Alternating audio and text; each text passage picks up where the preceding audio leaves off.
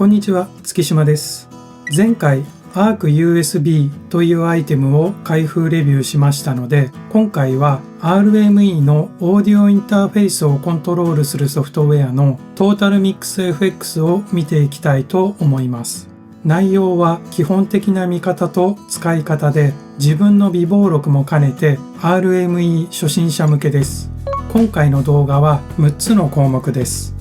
TotalMixFX の各セクションの見方、ハードウェアインプッツ、ソフトウェアプレイバック、ハードウェアアウトプッツとコントロールルーム、マトリックスビュー、最後にまとめと次回予告です。それでは TotalMixFX の各セクションから見ていきたいと思います。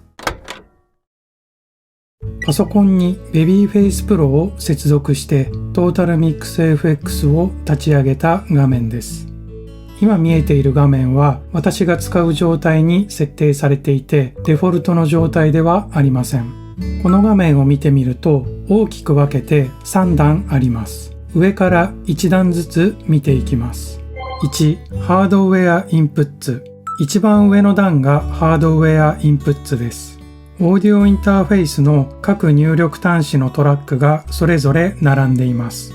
一番左の AN1 は Babyface Pro のアナログ入力1のことで、この端子に接続した入力をコントロールするトラックです。AN2 は隣のアナログ入力2といった感じに入力用の接続端子のトラックが表示されています。各トラックの操作についてはまた後でお話しします。2、ソフトウェアプレイバック。ここはパソコンから出力される音をコントロールするセクションです。例えば DAW で編集中の音や iTunes で再生した音楽などです。基本的にパソコンで再生される音は2段目のどれかのトラックに流れてきます。今私の Windows パソコンの設定だと PH34 に流れてきます。そこから3段目のハードウェアアウトプッツのメインとホーンズ1のメーターが動きます。音を出してみます。インジケーターを見てみるとわかるのですが、PH34 に音が再生されて、その音がコントロールルームのメインとホーンズ1に流れてきています。ちなみにソフトウェアプレイバックのフェーダーが最小になっている場合はパソコンからの音は出ませんので注意してください。ハードウェアアウトプッツ。一番下の段がハードウェアアウトプッツです。ここでは音の出口をコントロールします。一旦デフォルトの設定に戻しますと、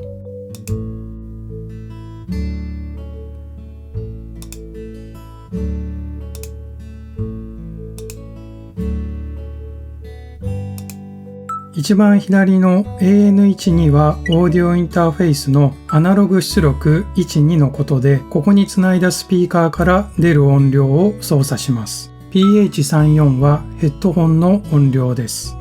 4、コントロールルーム。次が最後でコントロールルームというものがあります。一番右下にあるアサインというボタンをクリックして割り当てることによってコントロールルームが出現します。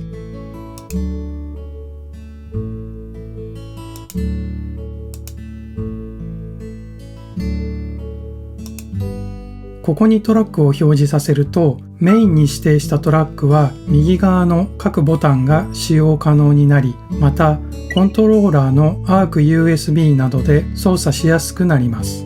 ちなみに私は Babyface Pro を使うときはメインはヘッドホン、ホーンズ1にアナログ出力の AN12 を割り当てています。Fireface UCX を使うときは複数のスピーカーを接続していますので、また少し違った設定にしています。以上が各セクションの見方になります。次は各トラックの基本的な操作方法を見ていきたいと思います。ハードウェアインプッツの操作方法です。AN1 アナログ入力1は主にマイクで録音するときに使用するトラックです。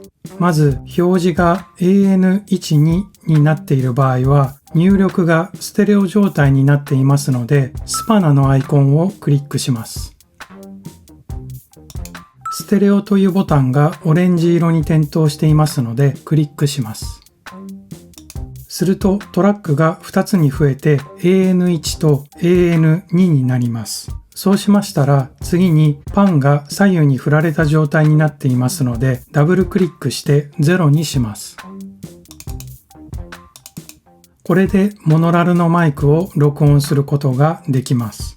もしコンデンサーマイクを使用するときはスパナのアイコンをクリックしてファンタム電源の 48V をクリックします。ダイナミックマイクの場合はファンタム電源は必要ありません。次にゲインを操作して入力音量を適切に調整します。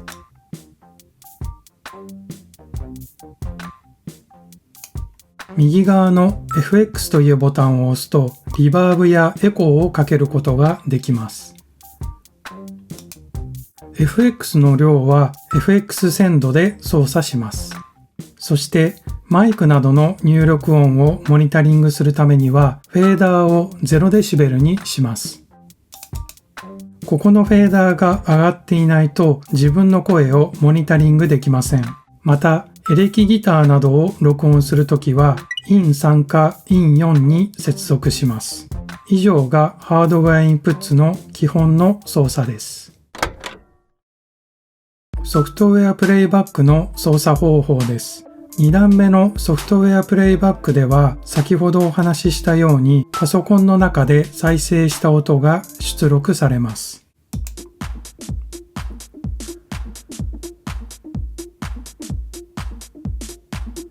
Windows に接続した Babyface Pro の場合は PH34 に音が流れるように設定されていましたので、ここのフェーダーを 0dB にしておきます。この音が私の場合はコントロールルームのメインと Phones1 へ出力されています。ソフトウェアプレイバックの一番下の部分をクリックするとタブが表示されてどこに音が出力されているかチェックが入っているので確認することができます。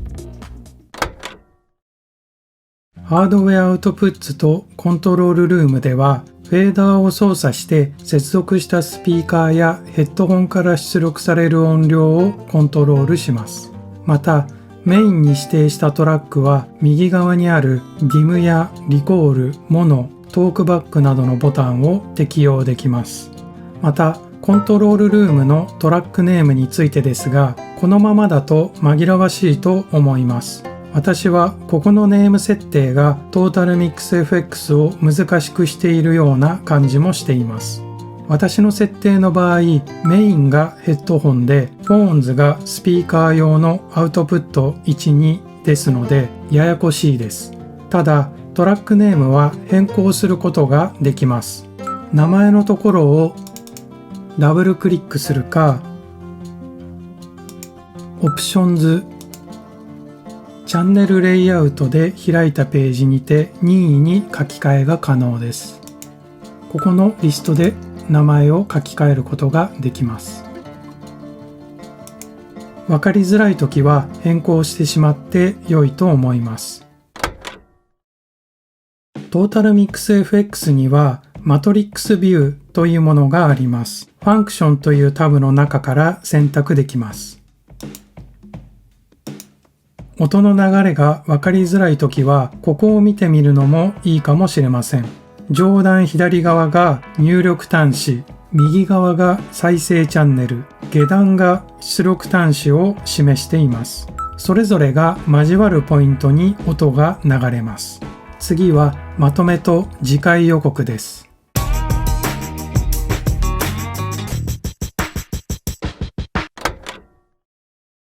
いかがだったでしょうか。初めてトータルミックス FX を見ると何が何だかよくわからないと思います。私もそうでしたし、まだ使ったことのない機能もいくつかありますので、今後覚えていきたいと思っています。今回トータルミックス FX を見ていく上で Babyface Pro を使用しました。まだこの機材をレビューしていなかったので、次回は Babyface Pro 本体とここにあるボタン設定を見ていきたいと思います。それでは最後までご視聴ありがとうございました。